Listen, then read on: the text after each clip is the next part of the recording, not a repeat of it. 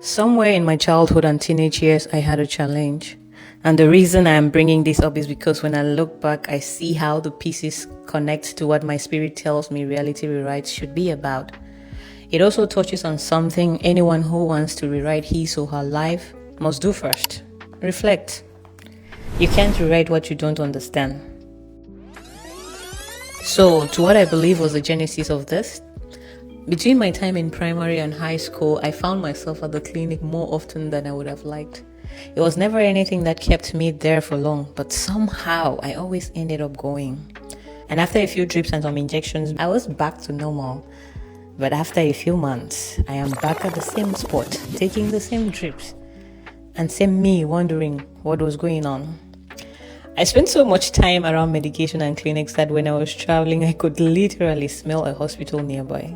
I didn't know how to use Google Maps back then, but honestly, I don't think I would have needed one to find a clinic. In all this, I knew I wasn't okay. Something was off. Something wasn't right. I couldn't always name it, but I felt it. And those experiences made me careful, very careful. Today, there are certain things that I have never eaten that genuinely shock people when they find out. A burger, for example.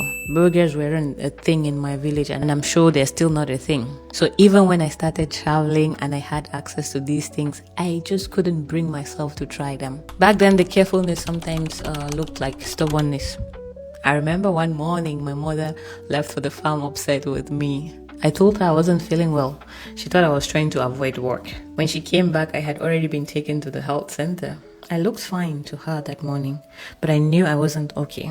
Honestly, the times that happened bothered me more than the illness itself. I knew what I felt, but on the outside I looked fine.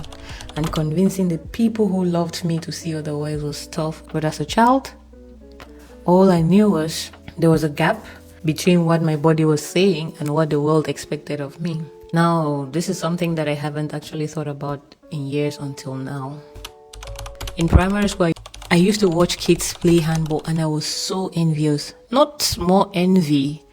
I wanted to be out there. I wanted to run, to jump and throw and compete, but I just didn't have the strength for it. So I watched. And since I couldn't compete with my body, I competed with my mind. I just had to be first academically.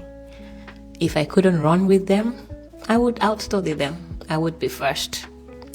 But what I didn't know then, and what took years to learn, is that the body and the mind were never meant to compete with each other. They were always meant to work together. But here's the part that always makes me smile though. Outside of those hard moments, I could play for Africa. Until today, I think I play too much for my age, if there's anything like that. And when my body permitted me, I worked really well. We would go to the farm and I would work, carry bags of potatoes, beans and corn, and we walk long distances, down the valleys, up the hills. Oh my God. During my reflection, here's what I came to understand. My body wasn't just struggling. It was also resilient. It was speaking a language I hadn't learned yet. And fast forward to 2013, I was in my first year studying engineering at the University of Boya. One of the requirements for graduation was a sports course, SPT 100. I don't know if that's still the case today. And I remember the very first session, I couldn't do one proper push-up. And after a few weeks of running around, doing what I can only describe as inappropriate gestures in the name of push-ups, playing tennis, something shifted. Something felt different in a sweet, encouraging way. It was like my body and I had been properly introduced for the first time. And I've sometimes wondered, why didn't I feel this way when I used to play with the kids back home? Now I think that was God's way of introducing fitness into my life in the only way I would have accepted it, as a requirement, something I had no choice about.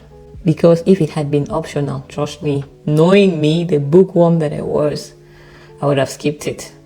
And this thought just came to my mind.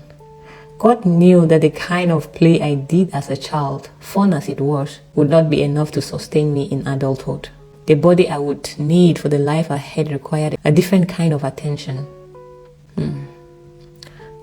The little girl who watched others play handball from the sidelines. The girl who compensated with books because her body couldn't give her what her heart wanted. The teenager who ended up at the health center every now and then. The first year student who couldn't do a proper push-up but felt a shift a couple of weeks later. I don't think of those events as random. They were the beginning of something. And this reality rewrite is where that something finally has a name. Here I explore wellness spiritually, mentally, and physically. I have started learning about the body, the mind, and the spirit, and how they all work together, and I'm amazed by what I have read so far. I see how profound it is for our health and well-being. And I don't want to learn alone. So, walk with me.